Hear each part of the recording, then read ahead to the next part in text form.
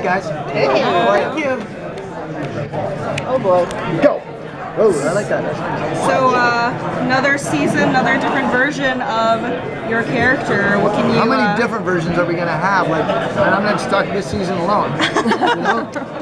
Yeah. Listen, if we get to 27, we're gonna have a moratorium on favorites and then boil it back down to 19. But that's the math that you guys don't need to know at this point.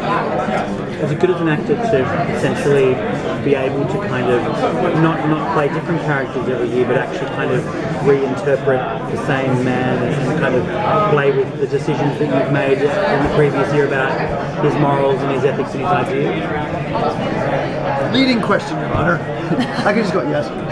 But here's, you know, any actor will tell you, you know, my starting point as the Reverse Flash enabled, you know, a number of different arteries and pathways to get explored. One of the strengths, if our show has strengths, I would say that I would argue that one of the strengths is, you know, we had a successful pilot because we were picked up, but the temptation is then to be repetitive and just repeat what we did. And one of the things that I like about this show is we don't do that. We're not afraid to break some eggs. We don't sit back on our laurels necessarily, as evidenced in season 1 when we had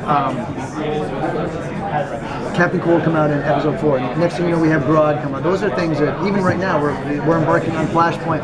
These are things that, you know, you might say, oh, we got to save them for big things. Whereas we have decades of mythology to mine from, and we're not afraid to do that. You know, every episode, we hope every episode is like an actual edition of the comic book that people would enjoy and talk about and treasure, hopefully. And so when it comes, that's the general sense of the show. It's like, let's go and let's go forth, and not all these ventures are going to be successful, but let's sally forth to do as best we can.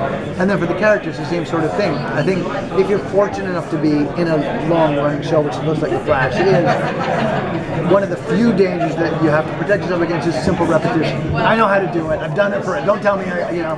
Whereas what's nice about what I play is, you know, there's reinvention. You have to figure out what your relationships then are going to be, what that cross-pollination between the people that you've played before and the person that you're playing now is going to look like. And for an actor, it's a boon. Like in the first season, I play a guy who's like, seems like a strong mentor figure and a good guy, and he's actually the most evil guy. And then in the second season, he's abrasive, he's a malcontent bitch, but ultimately, when push comes to shove, he does the right things. And so, you know, any actor will tell you, playing the different levels and then playing something that seems like something and is something else, it's a privilege. The fact that, you know, season 1 seemed to go well. We don't just say, okay, well, we'll just keep doing that. We'll just keep playing this one thing. The fact that I get to reinvent, it's incredible. I think it's phenomenal. I think it's a privilege.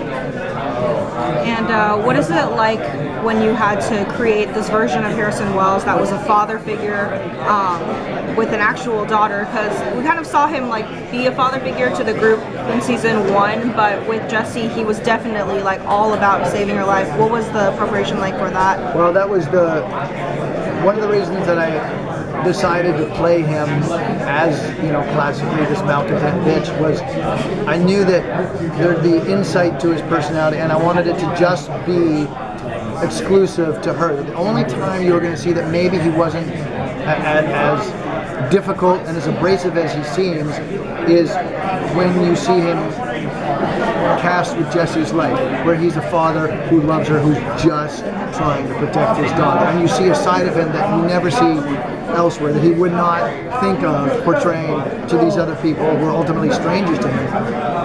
He's going to seem like this dark figure until you realize that he has something that he cares about more than anything, and motivated, his whole motivation, even though he's ostensibly the scientist on Earth 2, Harrison Wells, is really a man on a journey with a pulse razor getting his daughter, which was really, really fun to play. Thank you guys. Thank you. Have a good comic night, guys. Thank you too.